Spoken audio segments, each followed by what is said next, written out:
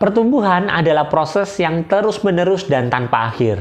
Maka, kita harus menerima bahwa kita keliru agar kita selalu memperbaiki diri kita, agar kita selalu belajar dari kekeliruan kita, dan kita menjadi pribadi yang terus bertumbuh dari waktu ke waktu.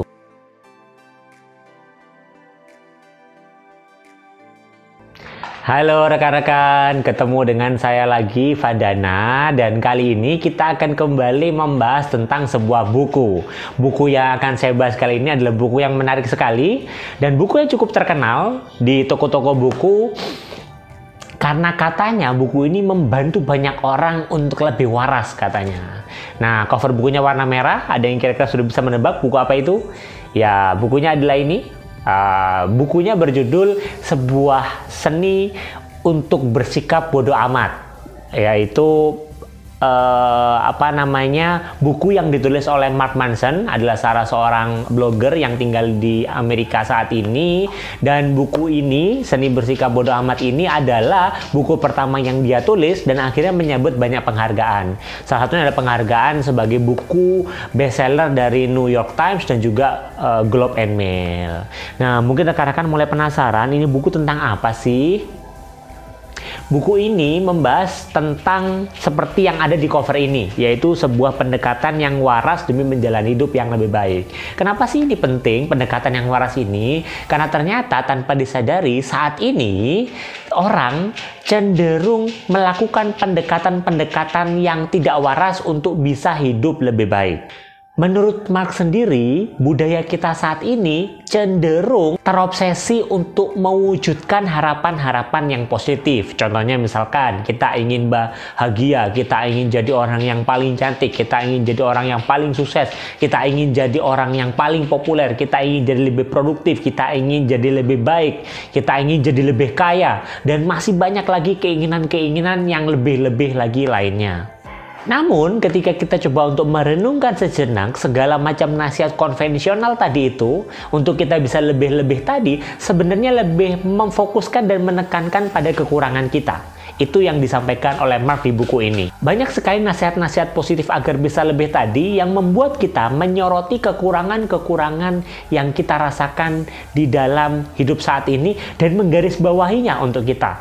Contohnya misalkan, ketika kita ingin berusaha untuk lebih kaya, secara nggak langsung itu membuat kita juga menyadari bahwa kita saat ini sedang tidak kaya.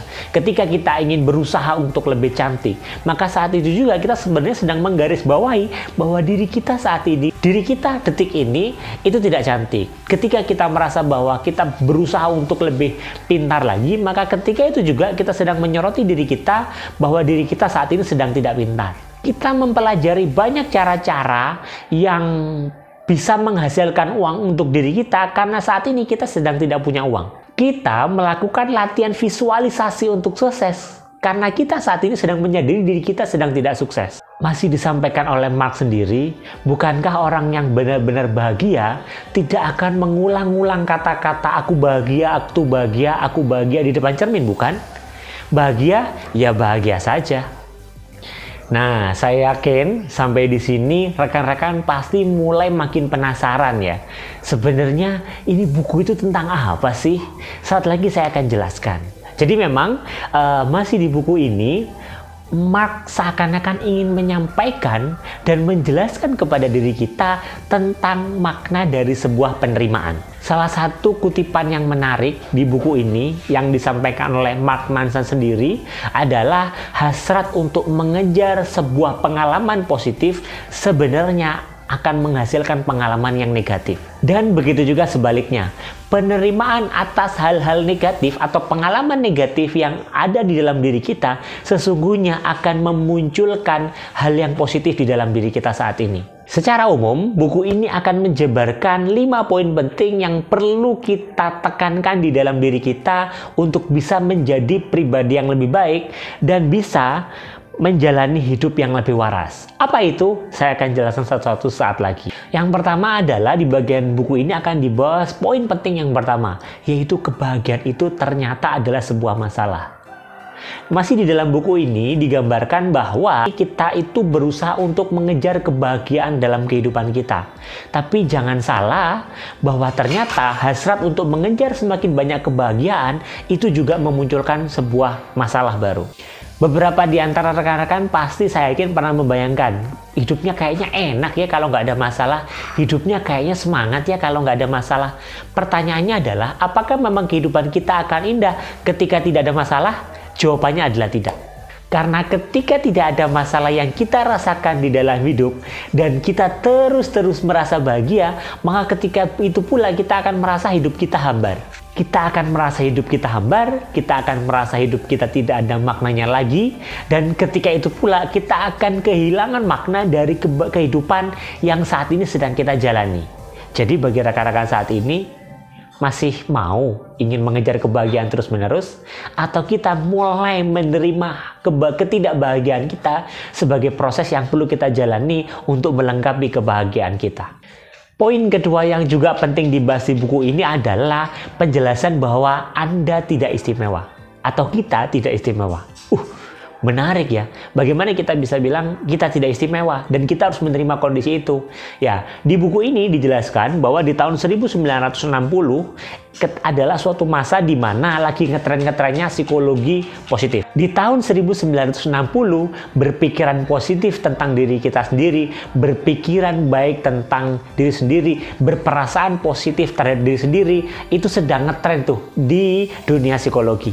Penelitian mengemukakan bahwa orang yang menilai dirinya tinggi, orang-orang yang memiliki kepercayaan diri yang sangat tinggi ketika itu, maka cenderung menghasilkan kinerja yang lebih baik di tempat kerja. Menariknya adalah Mark Manson melihat fakta bahwa ketika kita mengajarkan orang untuk selalu meyakini bahwa diri kita positif dan diri kita adalah orang yang hebat, yang keren, maka itu tidak akan memunculkan populasi orang-orang yang penuh dengan Bill Gates dan Martin Luther King, bukan?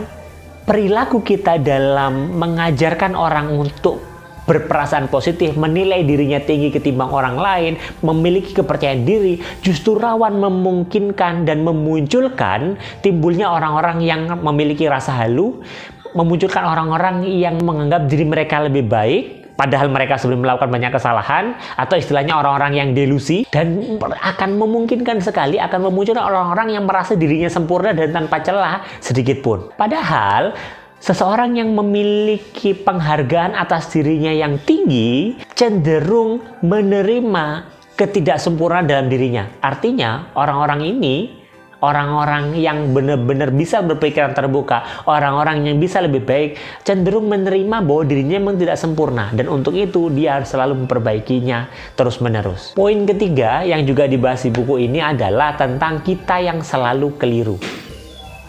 Wah, maksudnya apa nih? Kok kita selalu keliru? Nah, di buku ini dibahas kutipan dari Michael Jordan tentang dia gagal lagi, dan gagal lagi hari ini. Kalimat yang disampaikan oleh Michael Jordan seperti ini. Ya, hari ini saya keliru lagi, saya keliru lagi. Tapi dari kekeliruan saya tadi itulah saya belajar untuk menjadi pribadi yang lebih baik dari waktu ke waktu. Pertumbuhan adalah proses yang terus-menerus dan tanpa akhir. Maka kita harus menerima bahwa kita keliru agar kita selalu memperbaiki diri kita, agar kita selalu belajar dari kekeliruan kita, dan kita menjadi pribadi yang terus bertumbuh dari waktu ke waktu. Kenapa sih kok itu perlu? Ya, jawaban sederhananya adalah, bukankah orang yang selalu merasa benar di segala bidang pada akhirnya tidak akan belajar apapun dalam kehidupannya kembali? Jadi, yuk sadari bahwa kita memang selalu keliru. Nah, poin keempat yang juga penting dan dibahas di buku ini adalah kegagalan adalah alasan untuk terus maju. Kalau di bagian sebelumnya kita harus menerima bahwa kita selalu keliru, maka di sini disampaikan di poin keempat adalah kegagalan adalah penyebab kita terus maju. Perbaikan di segala bidang, improvement yang kita lakukan, perbaikan atas kesalahan yang kita lakukan, semuanya dilatar belakangi dari kegagalan yang pernah kita alami. Semakin banyak kita gagal melakukan sesuatu, maka sebenarnya semakin banyak kita maju. Karena dari kegagalan itulah kita menemukan banyak celah-celah baru untuk kita lebih baik lagi. Kalau saat ini kita mungkin menemukan orang-orang yang lebih baik daripada kita, lebih keren daripada kita, sebenarnya bisa jadi karena orang itu yang lebih baik dari kita tadi, itu sudah mengalami lebih banyak kesalahan daripada hidup kita.